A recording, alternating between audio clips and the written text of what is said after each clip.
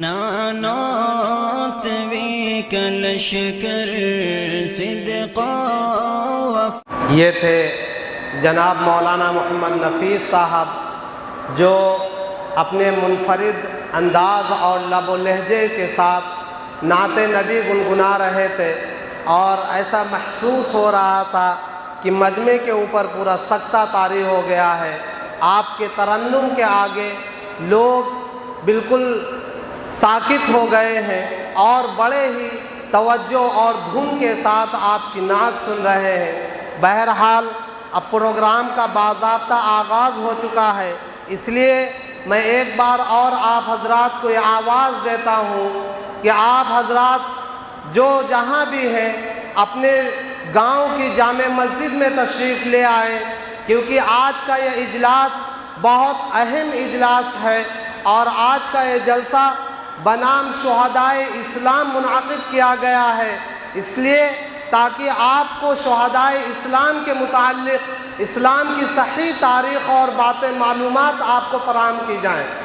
میں آپ کو بتاتا چلوں، آج کا یہ جلسہ حضرت مولانا محمد الیاس صاحب قاسمی محتمم مدرسہ جامعہ مظہر العلوم نانپارہ کی صدارت میں منعقد کیا گیا ہے، اور جس میں آج کی اس تقریب کے مہمان خصوصی ہیں جناب حضرت مولانا محمد افضل ندوی صاحب محتمم مدرسہ عربیہ بحر العلوم انجمن اسلامیہ نانپارہ، جو کہ آپ کی مسجد میں تشریف لا چکے ہیں، اور بھی دیگر علماء کرام تشریف لائے ہوئے ہیں۔ حضرت مولانا حفیظ الرحمان صاحب دامت برکاتہم العالیہ، حضرت مولانا محمد نفیس صاحب، یہ حضرات مسجد کے اندر تشریف لا چکے ہیں، اس لیے آپ سے گزارش کی جا رہی ہے کہ آپ جلد از جلد مسجد کے اندر تشریف لے آئیں، تاکہ ان علماء کرام کا پرمغز خطاب آپ سماعت کریں اور آپ حق و باطل کا امتیاز کر سکیں، اور آپ کو اسلام کی صحیح تعلیمات فراہم کی جا سکے۔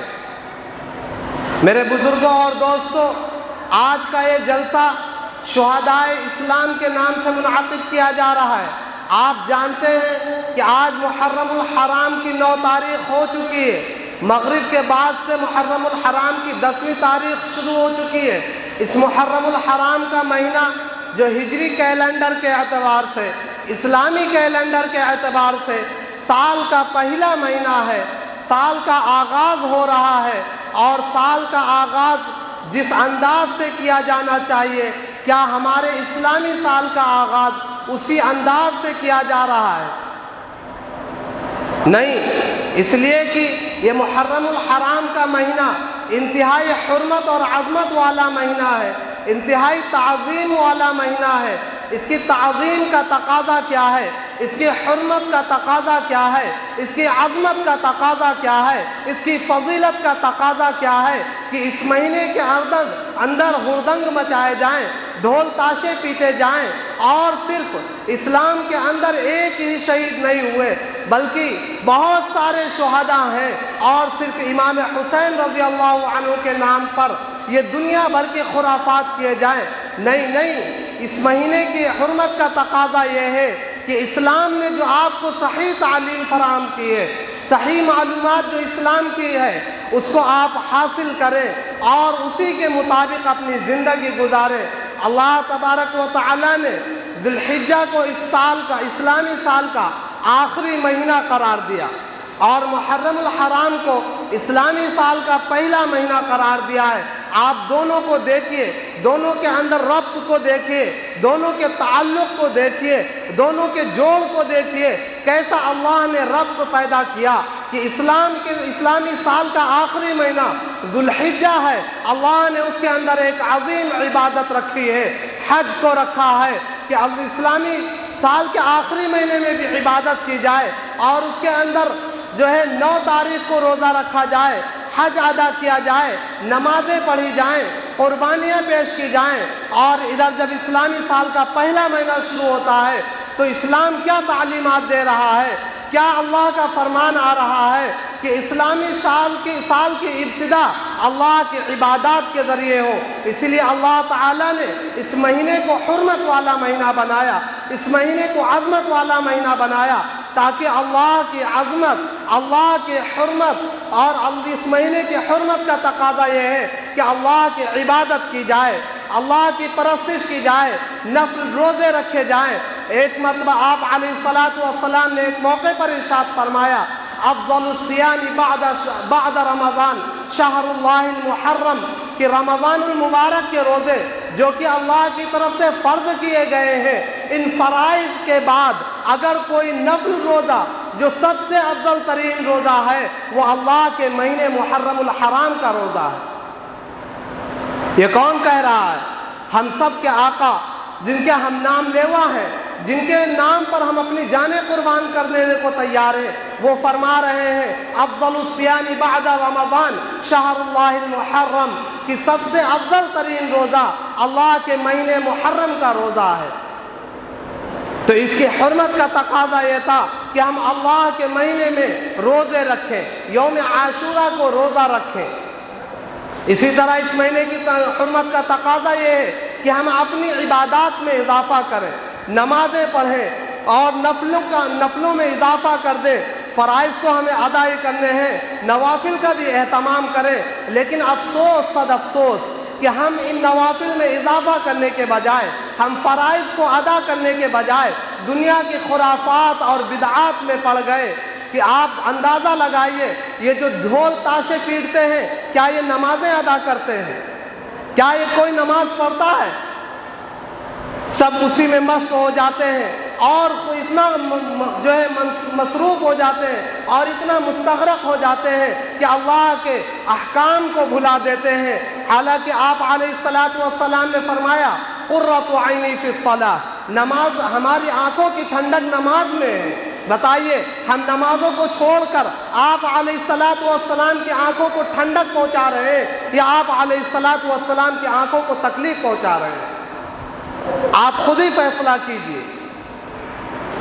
بہرحال میں زیادہ بات آپ سے کرنے نہیں آیا، میں تو صرف اس لیے حاضر ہوا تھا اور تھوڑی سی باتیں اس لیے کی کہ ہمارے جو گاؤں کے احباب ہیں، جو ہمارے بزرگ حضرات ہیں، وہ جلد از جلد مسجد کے اندر تشریف لے آئیں تاکہ ان علماء کرام کا جو خطاب ہو اس کو سماعت کریں، سنیں اور ان پر عمل کرنے کی کوشش کریں۔ لہذا اب میں آپ کا زیادہ وقت نہ لیتے ہوئے حضرت مولانا محمد افضل صاحب ندوی دامت برکاتہم العالیہ سے درخواست کرتا ہوں کہ حضرت والا تشریف لائیں اور اپنے پرمغز خطاب سے ہم سامعین کو مجلہ و مصفح کریں۔ السلام علیکم ورحمۃ اللہ وبرکاتہ۔ الحمد للہ نحمده ونستعینه ونؤمن به ونتوکل علیہ ونعوذ باللہ من شرور انفسنا ومن سیئات اعمالنا، من يهده الله فلا مضل له ومن يضلله فلا هادي له، ونشهد أن لا إله إلا الله ونشهد أن محمدًا عبده ورسوله، أما بعد، أعوذ بالله من الشيطان الرجيم، بسم الله الرحمن الرحيم، يا أيها الذين آمنوا استعينوا بالصبر والصلاة إن الله مع الصابرين، ولا تقولوا لمن يقتل في سبيل الله أموات بل أحياء ولكن لا تشعرون، وقال النبي صلى الله عليه وسلم ليس منا من ضرب الحدود وشق الجيوب ودعا دعوى الجاهلية أو كما قال صلى الله عليه وسلم۔ درود شریف پڑھ لیجیے۔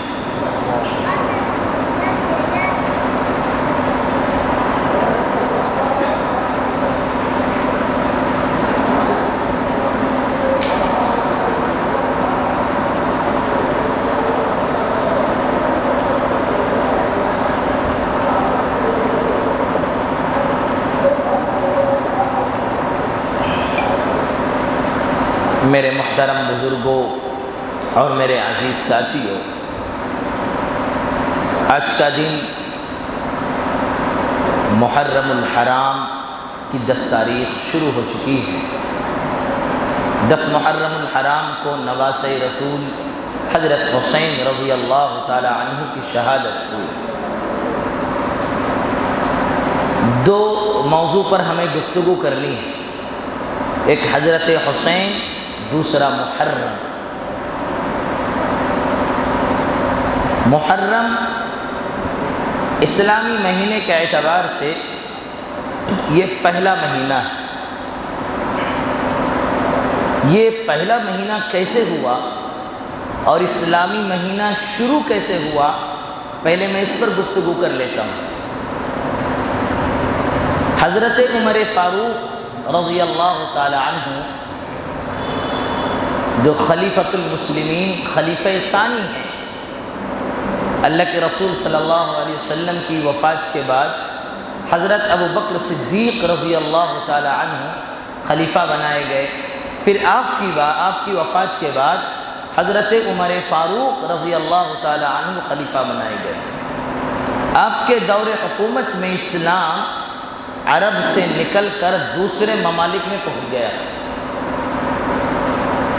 بالآخر حضرت عمر فاروق 22 لاکھ مربع میل کے حکمراں بن گئے۔ 22 لاکھ مربع میل، بڑی بڑی طاقتیں حضرت عمر فاروق کے سامنے سر تسلیم کو خم کر لیا۔ جب دور دراز تک اسلام پھیل گیا، حضرت ابو موسیٰ اشعری رضی اللہ تعالی عنہ نے حضرت عمر فاروق رضی اللہ تعالی عنہ کو خط بھیجا کہ یا امیر المومنین، آپ کے پیغامات آتے ہیں، آپ کے احکام ہم تک پہنچتے ہیں، لیکن اس میں تاریخ درج نہیں ہوتی، جس کے نتیجے میں سمجھ نہیں آتا کہ پہلا خط کون سا ہے اور دوسرا خط کون سا ہے۔ حضرت عمر فاروق رضی اللہ تعالی عنہ کے بعد سمجھ میں آ گئی۔ انہوں نے شورا طلب کی، صحابہ کرام کو جمع فرمایا اور ان سے رائے لی کہ ابو موسیٰ اشعری رضی اللہ تعالی عنہ نے یہ پیغام بھیجا ہے، ہماری کوئی تاریخ ہونی چاہیے۔ اس سے پہلے عیسوی تاریخ رائج تھی، لیکن عرب میں یہ استعمال کم تھی۔ تو 4 رائے صحابہ کرام نے پیش کی، 4 رائے۔ پہلی رائے یہ پیش ہوئی کہ اللہ کے رسول صلی اللہ علیہ وسلم کی ولادت سے اسلامی تاریخ کا آغاز کیا جائے، کیونکہ جب آپ کی ولادت ہوئی کفر و ظلمات کی تاریکیاں چھٹی، نور اسلام کی شعاعیں پھٹی۔ اللہ کے رسول جب دنیا میں تشریف لائے، قیصر و کسریٰ میں زلزلہ آ گیا، تو صحابہ نے عرض کیا کہ اللہ کے رسول کی ولادت سے اسلامی تاریخ کا آغاز ہو۔ کسی اور صحابی نے یہ رائے دیا کہ نبوت سے، جب آپ کو نبوت ملی ہے اس وقت سے اسلامی تاریخ کا آغاز ہو۔ تیسری رائے یہ آئی کہ اللہ کے رسول صلی اللہ علیہ وسلم کی وفات سے اسلامی سال کا آغاز کیا جائے۔ صحابہ نے کہا نہیں، آپ کے وفات باعث غم ہے، باعث رنج ہے۔ چوتھی رائے غالباً حضرت علی رضی اللہ تعالی عنہ کی یہ رائے تھی کہ ہجرت سے اسلامی سال کا آغاز کیا جائے، ہجرت سے۔ یہ رائے کیونکہ ہجرت کے بعد اسلام کو عروج ملا، اسلام کو تقویت ملی، اسلام اپنے شہر اور علاقے سے نکل کر دور دراز تک پہنچا۔ جب اللہ کے رسول صلی اللہ علیہ وسلم مکے سے ہجرت کر کے مدینہ گئے ہیں تو آپ کے ساتھ صرف 82 لوگ تھے، اور جب آپ مدینے سے مکہ آئے ہیں مکہ فتح کرنے، فتح مکہ کے موقع پر، تو آپ کے پاس 10,000 صحابی تھے۔ تو ہجرت سے اسلام کو عروج ملا، اسلام کو طاقت ملی، اسلام کو قوت ملی، اسلام میں افراد داخل ہوئے، تو تمام صحابہ نے متفقہ فیصلہ کیا کہ ہجرت سے اسلامی سال کا آغاز کیا جائے۔ آج 1444 سال 9 دن ہو گئے اللہ کے رسول صلی اللہ علیہ وسلم کو مکہ سے مدینہ ہجرت کیے ہوئے، اس لیے ہم اور آپ اسے ہجری تاریخ بولتے ہیں۔ اس کا تعلق اللہ کے رسول کی ہجرت سے ہے۔ جب مکہ والوں نے آپ پر ظلم و ستم کے پہاڑ توڑ دیے، تب اللہ کے رسول صلی اللہ علیہ وسلم مکہ المکرمہ سے نکل کر مدینہ المنورہ گئے۔ لیکن اسی مجلس میں یہ بھی طے ہو گیا، یہ جو مہینوں کے نام ہیں عربی مہینوں کے، ہمارے نوجوانوں کو تو عربی مہینوں کے نام ہی نہیں پتہ ہے، اور اگر عیسوی تاریخ پوچھ لو، ابھی ہمارے لڑکے فٹافٹ بتا دیں گے آج کتنی تاریخ ہے، کون سا سال ہے، 1 جنوری کو کیا ہوتا ہے، 2 اکتوبر کو کیا ہوتا ہے، 15 اگست کو کیا ہوتا ہے، 26 جنوری کو کیا ہوتا ہے، کیونکہ ہم نے جس کلچر کو اپنایا وہ ہمارے گھروں میں ہمارے بچوں کے دل و دماغ میں پیوست ہو گیا۔ لیکن چاند کی تاریخ، اسلامی تاریخ کو نہ ہم نے یاد رکھا اور نہ ہم نے یاد رکھنے کی کوشش کی۔ حالانکہ ہماری عید چاند دیکھ کر، ہمارے روزے چاند دیکھ کر، ہماری قربانی چاند دیکھ کر، ہمارے جتنے بھی معاملات ہیں سب کا تعلق براہ راست ہجری سال سے ہے۔ جس سے ہمارے معاملات ہوں، جس سے ہماری عبادات کا تعلق ہو، جس سے ہمارے روزے کا تعلق ہو، ہم نے اس کو چھوڑ دیا۔ یہ اسی مجلس میں محرم کو سال کا پہلا مہینہ مقرر کیا گیا۔ اب یہ 12 مہینے کہاں سے آئے؟ 13 مہینے بھی ہو سکتے تھے، 14 مہینے بھی ہو سکتے تھے، یہ 12 مہینے کیوں ہوئے؟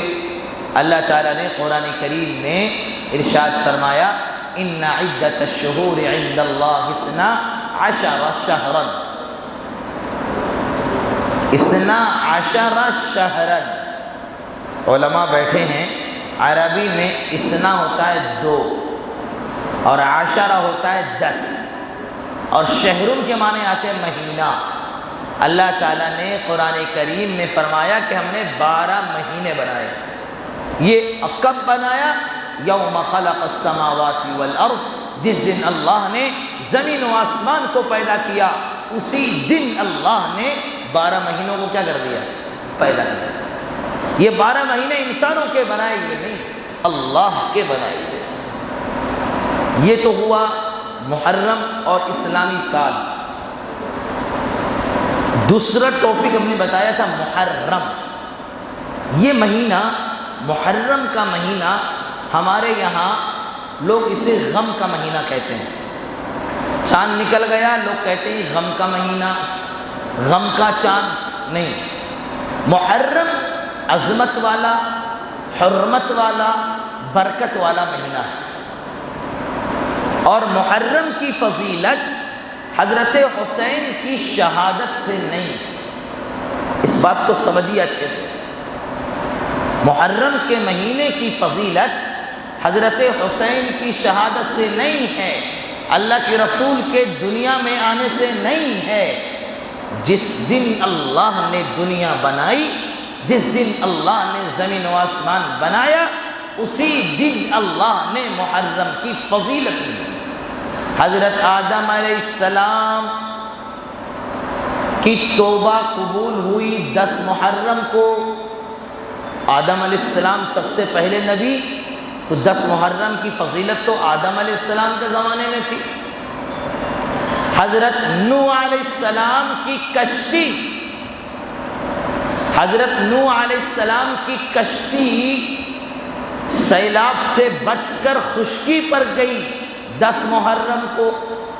حضرت یونس علیہ السلام مچھلی کے پیٹ سے نکلے 10 محرم کو۔ تقریباً مورخین نے 21 ایسے واقعات لکھے ہیں جو محرم الحرام میں ہوئے، اور سارے حضرت حسین کی شہادت سے پہلے کے واقعات ہیں۔ تو محرم کی فضیلت تو حضرت حسین کی شہادت سے نہیں۔ اس بات کو سمجھنے کی ضرورت ہے۔ ہمارے محلے میں، ہمارے معاشرے میں، ہماری سوسائٹی میں چند لوگوں نے اس محرم کی تاریخ کو اور محرم کی عظمت کو، محرم کی حرمت کو کیا کر دیا ہے؟ ختم کرنے کی کوشش کی۔ تو محرم کی فضیلت آج سے نہیں ہے۔ محرم کی فضیلت آدم علیہ السلام کے دنیا میں آنے سے لے کر اللہ کے رسول صلی اللہ علیہ وسلم کے دنیا سے جانے تک اور آج تک محرم کی وہی فضیلت ہے جو اللہ کے رسول کے زمانے میں تھی۔ اللہ کے رسول صلی اللہ علیہ وسلم نے حضرت حسین کو دیکھ کر فرمایا یہ میرا نواسہ شہید ہوگا۔ یہ اللہ کے رسول نے فرمایا، لیکن اللہ کے رسول نے یہ نہیں فرمایا کہ اگر میرا یہ نواسہ جس دن شہید ہو اس دن تم ماتم منانا، اس دن تم ڈھول اور تاشے بجانا، اس دن تم گھروں میں تعزیہ رکھنا۔ ایسا اللہ کے رسول نے کہیں نہیں فرمایا، بلکہ اللہ کے رسول نے یہ فرمایا میرا یہ نواسہ شہید ہوگا۔ کیسے ہوگا، کیوں ہوگا، یہ اللہ کے رسول نے حالات پر چھوڑ دیا۔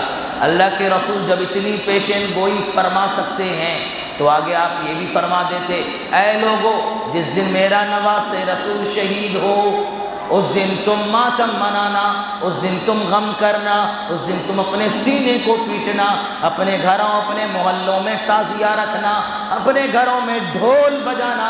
اللہ کے رسول نے ایسا کچھ نہیں فرمایا، بلکہ اللہ کے رسول نے یہ فرمایا، عن عبداللہ بن مسعود رضی اللہ عنہ قال قال رسول اللہ صلی اللہ علیہ وسلم لیس منا، وہ ہم میں سے نہیں ہے، من ضرب الخدود، جو اپنے گالوں کو نوچے، جو اپنے گالوں پہ تھپڑ مارے، وشق الجیوب، جو اپنے گریبان کو پھاڑے اور اپنے سینے پر تھپڑ مارے، ودعا دعو الجاہلیہ، اور چیخ چیخ کر پکار پکار کر روئے اور گائے، لیس منا، وہ ہم میں سے نہیں ہے۔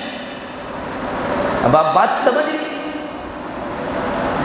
اللہ کے رسول نے صاف فرمایا یہ میرا نواسہ شہید ہوگا، لیکن آپ نے فرمایا جو روئے گا، گائے گا، سینہ پیٹے گا، اپنے چہرے کو مارے گا، لیس منا، وہ ہم میں سے نہیں ہے، وہ ہم میں سے نہیں ہے، یعنی کہ وہ مسلمان نہیں ہے، وہ خارج از اسلام ہے جو یہ سب عمل کرے گا۔ یہ اللہ کے رسول فرمایا۔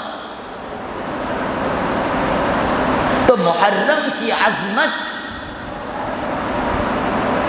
محرم کی عظمت حضرت حسین سے نہیں ہے۔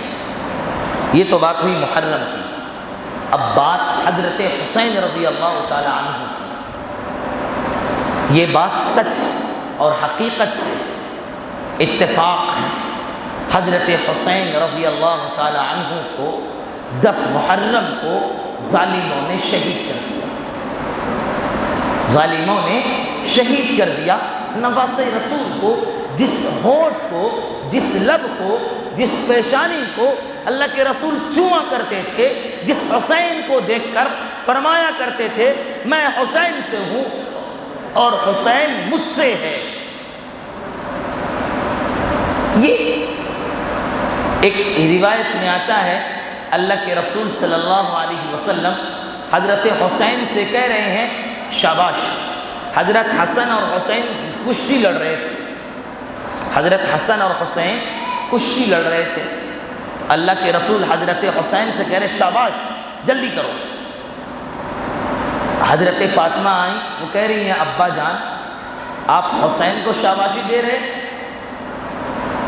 اللہ کے رسول حضرت حسن کو شاباشی دے رہے، تو حضرت فاطمہ کہہ رہی ہیں ابا جان آپ حسن کو شاباشی دے رہے ہیں، حسین کو کیوں نہیں؟ تو اللہ کے رسول فرما رہے حسین کو شاباشی جبرائیل امین دے رہے ہیں، حسین کو شاباشی جبرائیل امین دے رہے ہیں۔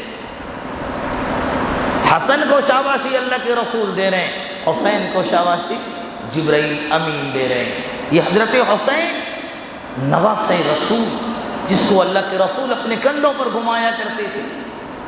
ایک مرتبہ آپ کے کاندھے پر حضرت حسین سوار تھے، ایک صحابی گزرے، کہا سواری کتنی اچھی ہے، اللہ کے رسول نے فرمایا یہ کہو سوار کتنا اچھا ہے۔ یہ محبت تھی اللہ کے رسول کو حضرت حسین سے۔ حضرت حسین شہید کیوں ہوئے، اس پر گفتگو کروں گا۔ اس پر شہید کیوں ہوئے بات سمجھ میں آ جائے گی۔ حق پر کون ہے، غلط کون ہے، حق کیا ہے، باطل کیا ہے۔ اللہ حضرت حسین شہید کیوں ہوئے؟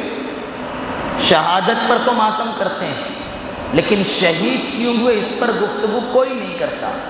جب اس پر گفتگو کریں گے وہ، یہ ڈھول بجانے والے، یہ چھڑ اٹھانے والے، یہ تعزیوں کو دیکھنے والے، یہ گھروں میں تعزیہ رکھنے والے اگر اس پر گفتگو کرنے کو تیار ہو جائیں، اس کا بھنڈا پھوٹ جائے گا کہ حضرت حسین نے شہادت کیوں دی۔ میں آپ کو مختصر سی تاریخ بتاتا ہوں۔ حضرت حسین حضرت علی کے بیٹے ہیں۔ حضرت امیر معاویہ رضی اللہ تعالی عنہ، آپ کی ایک بہن اللہ کے رسول کے ساتھ آپ کی شادی ہوئی، سفیان کی بیٹی، ان کی شادی اللہ کے رسول سے ہوئی۔ امیر معاویہ سفیان کا بیٹا ہے رضی اللہ تعالی عنہ۔ حضرت علی کی وفات 40 ہجری میں ہوئی۔ حضرت امیر معاویہ رضی اللہ تعالی عنہ خلیفہ بنا دیے گئے۔ آپ کے خلیفہ بننے کے بعد آپ 60 ہجری تک 20 سال خلیفہ رہے، 20 سال۔ اس کے بعد آپ کی وفات ہوئی۔ اس کے بعد یزید آپ کا بیٹا خلیفہ بنا۔ ادھر حضرت حسین رضی اللہ تعالی عنہ حیات سے۔ جب یزید خلیفہ بنا، ان کے بعض اعمال سے صحابہ کرام ان پر بیعت کرنے کو تیار نہیں تھے، لیکن مجبوراً اور بے بسی میں بعض صحابہ نے بیعت کر لیا تھا۔ حضرت حسین نے کہا نہیں، میں یزید پر بیعت نہیں کروں گا۔ یہیں سے معاملہ شروع ہوتا ہے۔ اب حضرت حسین پر دباؤ بنتا ہے کہ آپ بیعت کرو۔ حضرت حسین کہتے ہیں نہیں، میں ظلم کے خلاف کھڑا ہوں، میں ظالم کے ہاتھ پر بیعت نہیں کروں گا، میں بے حیائی اور برائی کے خلاف کھڑا ہوں، میں نواسہ رسول ہوں، میں جان تو دے سکتا ہوں لیکن نانا کے دین پر آنچ نہیں آنے دوں گا۔ یہی مسئلہ بنا۔ حضرت حسین مدینۃ المنورہ مکہ المکرمہ کو چھوڑ کر کوفہ کے لیے تیار ہو گئے۔ آپ